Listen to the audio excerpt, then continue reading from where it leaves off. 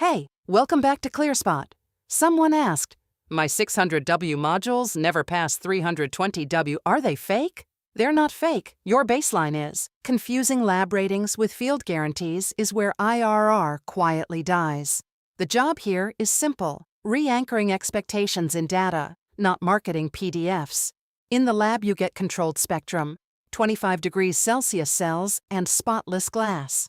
In the field, ClearSpot's data shows 50 to 66% of rated power is normal once you factor in temperature, angle variance, soiling, and BOS losses.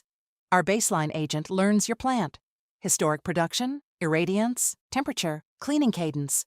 It then defines a performance envelope that matches how your site actually behaves, not how the brochure behaves. Building that envelope manually for one site is fine. For a multi-site portfolio, it becomes a full-time job. The agent does the normalization, trend analysis, and outlier detection on every new data set, and only escalates what truly breaks the physics. Translate nameplate to POA adjusted expectations, watch PR trends over seasons, and use block-level variance as your early warning system. ClearSpot bakes those into a standard view so you don't rebuild the same logic every quarter.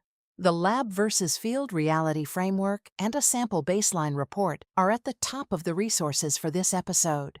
To bring that framework into your own MA and OPS process, go to the ClearSpot demo page and request the Rated Power Reality resource for this video. Like, share, and subscribe for more solar insights. ClearSpot. Smart device. Smarter decisions.